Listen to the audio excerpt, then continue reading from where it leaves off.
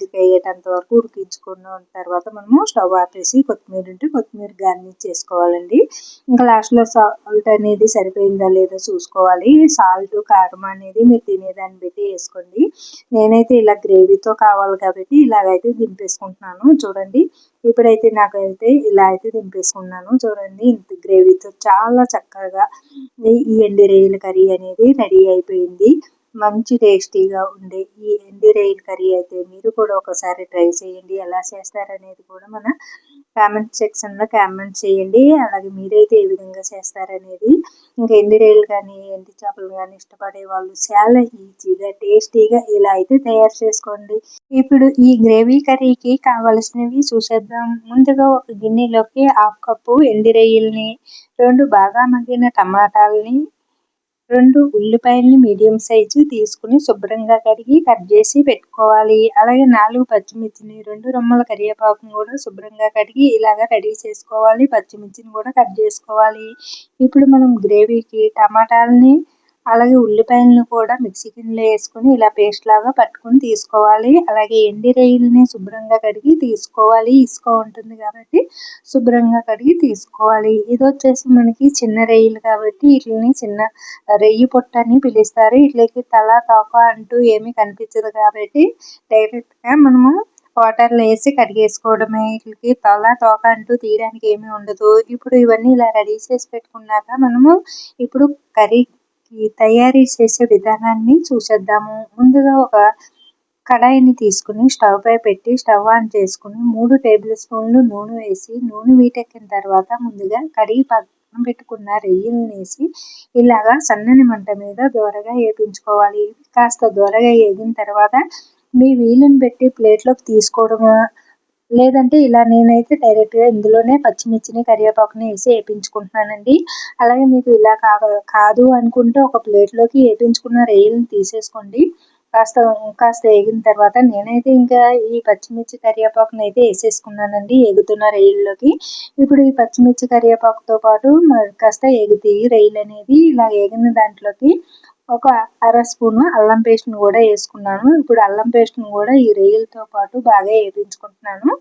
ఇంకా నేను రొయ్యలను అయితే పక్కకు అయితే తీస్తలేదండి, అదే నూనెలోకి వేసేసుకుంటున్నాను. ఇప్పుడు అల్లం పేస్ట్ వేగిన తర్వాత మనం ముందుగా టమాటాని అలాగే ఉల్లిపాయని పేస్ట్ పెట్టుకున్నాం కదండి, ఆ పేస్ట్ని కూడా ఇందులో వేసేసుకుని ఇప్పుడు ఉల్లి పేస్ట్ని బాగా వేగేటంత వరకు వేపించుకుందాము రొయ్యలతో పాటు. అలాగే మనకి ఇది గ్రేవీ కర్రీ కాబట్టి ఇలా వేసుకుంటున్నాము. మరొక విధానంలో అయితే మన వీడియోలో ఉంటుందండి, మన ఛానల్లోని ఇంకా ఉల్లిపాయలని ఇలా పేస్ట్ పట్టకుండా గ్రేవీ కింద చేసిన వీడియో అయితే ఉంటుంది. చూడని వారు ఎవరైనా ఉంటే చూసేయండి.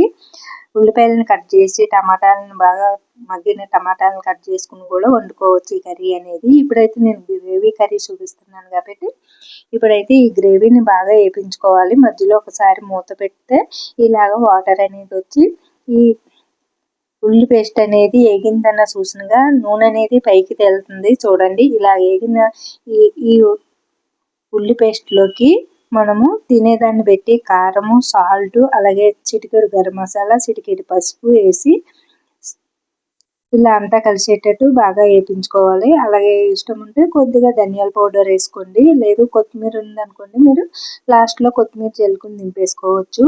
చూడండి ఇలాగా. ఇంకా మనకి ఈ ఎండు రొయ్యలని కానీ ఎండు చేపలను కానీ తీసుకునేటప్పుడు ఫ్రెష్ తీసుకున్నారంటే మనకి వండేటప్పుడు స్మెల్ అనేది రాదు. లేదనుకోండి ఇంకా ఫ్రెష్ తీసుకోలేదనుకోండి ఇంటి మొత్తం ఇల్లంతా ఎండు చేపల వాసన వచ్చేస్తుంది. కాబట్టి మనము ఎప్పుడైనా సరే ఫ్రెష్ స్మెల్ రాని ఎండు చేపలను కానీ రొయ్యలను కానీ ఇలా తీసుకోవాలి. ఇప్పుడు ఇది అంతా మసాలా అంతా బాగా వేగిన తర్వాత ఈ అల్లం పేస్ట్, ఈ ఉల్లిపాయ పేస్ట్ అంతా వేగిన తర్వాత ఇలాగ కొద్దిగా వాటర్ వేసి మూత అంతా కలిసేటట్టు కలుపుకొని మూత పెట్టి 1 నిమిషం ఇలాగా ఉడికించుకోవాలి సన్నని మంట మీద. ఇలా మూత పెట్టేసి ఒకసారి మళ్ళీ ఇలా ఇలాగా ఒక 2 సార్లు అయితే ఇలాగా మొత్తం గ్రేవీ అంతా దగ్గరికి అయ్యేటంత వరకు ఉడికించుకున్న తర్వాత మనము స్టవ్ ఆపేసి కొత్తిమీర ఉంటే కొత్తిమీర గార్నిష్ చేసుకోవాలండి. ఇంకా లాస్ట్‌లో సాల్ట్ అనేది సరిపోయిందా లేదా చూసుకోవాలి. సాల్ట్, కారం అనేది మీరు తినేదాన్ని బట్టి ఏసుకోండి.